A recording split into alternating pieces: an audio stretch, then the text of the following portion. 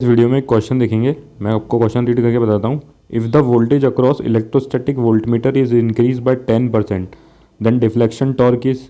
ये कह रहा है कि जो वोल्टेज है इलेक्ट्रोस्टैटिक वोल्टमीटर के अक्रॉस अगर उसको 10% इंक्रीज़ करा, ठीक है, तो जो डिफ्लेक्शन टॉर्क होगी वो 10% से इंक्रीज़ होगी या 10% से डिक्रीज़ होगी या 21% से डिक्रीज़ होगी या 21% से इंक्रीज़ होगी।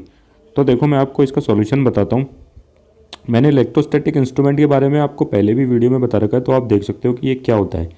देखो जो डिफ्लेक्शन टॉर्क होती है इलेक्ट्रोस्टैटिक इंस्ट्रूमेंट में, उसका फॉर्मूला होता है v²/2 dc/d थीटा। यहाँ पे v क्या है, ऑपरेटिंग वोल्टेज है, c कैपेसिटेंस है और थीटा क्या है, डिफ्लेक्शन है। ये इलेक्ट्रोस्टैटिक वोल्टमीटर में डिफ्लेक्शन टॉर्क का फॉर्मूला होता है। तो देखो मैं यहाँ से, अगर ये अपन को सिर्फ ये वोल्टेज की बात पूछी है, ठीक है, तो मैं यहाँ से देख सकता हूँ कि जो डिफ्लेक्शन टॉर्क है वो डायरेक्टली प्रोपोर्शनल है किसके, वोल्टेज के स्क्वायर के। तो देखो डिफ्लेक्शन टॉर्क मैंने यहाँ से एक रिलेशन निकाल दिया कि जो डिफ्लेक्शन टॉर्क है वो वोल्टेज के स्क्वायर के प्रोपोर्शनल है। देखो अब क्वेश्चन के अकॉर्डिंग क्या बोल रखा है, if the voltage is increase by 10%। तो देखो पहले जो अपनी डिफ्लेक्शन टॉर्क थी ना, वो मैं ये मान लेता हूँ डिफ्लेक्शन टॉर्क थी डिफ्लेक्शन टॉर्क की थी प्रोपोर्शनल टू v²। इसको मैंने इक्वेशन 1 नाम दे दिया। अब देखो वोल्टेज को 10% इंक्रीज करा, तो जो नया वोल्टेज होगा वो क्या होगा। देखो जो अपन शुरुआत से करते हुए आ रहे हैं, जो अपन 9-10 से करते हुए आ रहे हैं, या फिर मैं 8 क्लास से भी बोल दूँ, होता क्या है। देखो मान लो पहले वोल्टेज 100 था, ठीक है, 10% इंक्रीज हुआ तो मतलब 10 बढ़ा, तो मतलब अब वोल्टेज कितना हो गया, 110 हो गया। तो देखो पहले वोल्टेज जो था वो अपन ने v मान रखा था, तो जो अब नया वोल्टेज होगा वो मान लो v1, ठीक है। मैं फिर से बता दूं, पहले वोल्टेज पहले जो था वो कोई भी क्वांटिटी वो 100 थी, ठीक है। अब बोल रहा है कि उसमें 10% इंक्रीमेंट हुआ, तो मैंने बोल दिया 10% इंक्रीमेंट मतलब 100 + 10 110। तो पहले वोल्टेज अगर v था, जैसे कि मैंने माना v था, तो अब नया वोल्टेज को मैं मान लेता हूँ v1 है। तो देखो क्रॉस मल्टीप्लाई करो, तो v1 × 100 equals to v into 110 दोनों इक्वल्स टू, ये क्रॉस मल्टीप्लाई अपन ऐसे करते थे। तो अपन को नया वोल्टेज चाहिए, मतलब v1 की वोल्टेज चाहिए, न्यू वोल्टेज। तो v1 कितना हो जाएगा, 110 डिवाइडेड बाय 100v। तो देखो 0 से 0 कैंसिल, ठीक है। तो 11v/10। तो देखो ये इसमें पॉइंट लगाएंगे तो v1 कितना आ जाएगा, 1.1 ऑफ v।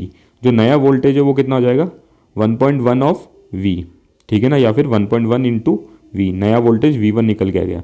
अब नया वोल्टेज v1 निकल के आ गया, जो 10% इंक्रीमेंट होने के बाद जो वोल्टेज आया, ठीक है। अब नई डिफ्लेक्शन टॉर्क निकालो, तो नई डिफ्लेक्शन टॉर्क को भी मैं TD1 मानता हूँ, ठीक है। डिफ्लेक्शन टॉर्क 1 मैंने इसको 1 कर दिया, पहली को TD माना, इसको TD1 मान लिया, तो वो किसके प्रोपोर्शनल हो जाएगी, नए वोल्टेज के स्क्वायर के प्रोपोर्शनल, जैसे कि अपना फॉर्मूला था, ठीक है। तो जैसे कि अपन ने निकाला कि v1 कितना आ गया अपना, 1.1 ऑफ v, या फिर 1.1 इंटू वी। तो v1 की वैल्यू यहाँ पे पुट करो, v1 की जगह क्या रखो, 1.1 v, और फॉर्मूले में स्क्वायर है तो स्क्वायर करो उसका। देखो अगर अपन इसका स्क्वायर करेंगे तो कितना आ जाएगा, 11 का स्क्वायर 121, और पॉइंट लग जाएगा 2 के बाद। तो देखो नई डिफ्लेक्शन टॉर्क TD1 वो क्या निकल के आ गई, 1.21 v²। इसको मैंने मान लिया, ये नई मान लिया कि ये नई डिफ्लेक्शन टॉर्क है, इसको न्यू मान के मैंने क्या किया, इसको इक्वेशन नंबर 2 नाम दे दिया। अब देखो इक्वेशन नंबर 1 ये थी, deflection torque is directly proportional to v²। Voltage को 10% बनाया, तो नई जो डिफ्लेक्शन टॉर्क थी वो निकल के आ गई 1.21 इंटू v²। अब दोनों इक्वेशंस को डिवाइड करो, सेकंड इक्वेशन को फर्स्ट से डिवाइड कर दो। डिवाइड इक्वेशन 1 एंड सेकंड, 1 और 2 को क्या करो, डिवाइड करो। तो देखो इक्वेशन 1 क्या थी, अब देखो प्रोपोर्शनलिटी का साइन हटा के इक्वल्स टू लगा लो अपनी, ताकि अपनी कैलकुलेशन अपन कर सके। Deflection torque equals to v², ठीक है। नई deflection torque TD1 equals to 1.21 into v²। तो v² से v² कैंसिल, क्रॉस मल्टीप्लाई करेंगे तो 1.21 into TD equals to TD1। तो जो नई डिफ्लेक्शन टॉर्क आई, ठीक है, नई डिफ्लेक्शन टॉर्क जो TD1 थी वो कितनी आ गई, 1.21 इंटू डिफ्लेक्शन टॉर्क, मतलब 1.21 times of old deflection torque. जो पहले वाली डिफ्लेक्शन टॉर्क थी उसकी 1.21 टाइम्स आ गई अपनी नई डिफ्लेक्शन टॉर्क। तो देखो अब अपन को इसने परसेंटेज इंक्रीज पूछा था, तो परसेंटेज इंक्रीज का जो फॉर्मूला होता है वो होता है new value minus actual value upon actual value into 100। New value अपन ने कैलकुलेट कर ली, ठीक है, न्यू वैल्यू अपनी ये आ गई। एक्चुअल वैल्यू अपन को पता ही थी क्या थी,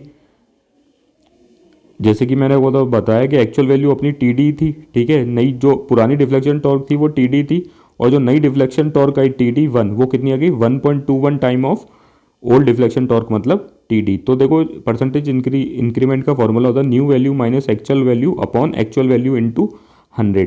इसको मैंने सिंपल सा लिख दिया new minus old upon old into 100। तो नई डिफ्लेक्शन टॉर्क अपनी टी डी वन है, ठीक है, ओल्ड डिफ्लेक्शन टॉर्क अपनी टी डी थी, ठीक है, और अपॉन ओल्ड डिफ्लेक्शन टॉर्क मतलब टी डी इंटू 100।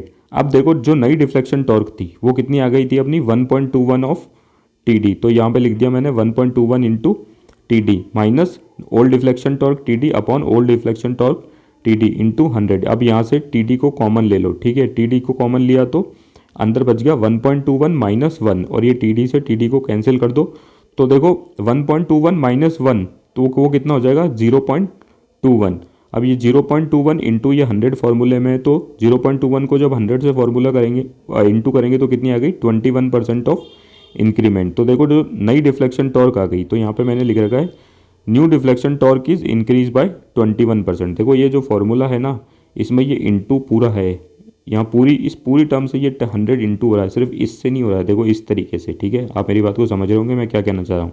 जो नई डिफ्लेक्शन टॉर्क आ गई जैसे कि मैंने आपको बताया वो कितनी आ गई, कितनी इंक्रीज हुई 21%, ठीक है। जैसे old deflection torque T D थी तो नई डिफ्लेक्शन टॉर्क उससे 21% इंक्रीज होके आई, ठीक है। तो देखो जैसे कि मैं ऑप्शन में देख सकते हैं क्या होगा correct option, new deflection torque is increase bye 21%। Thank you.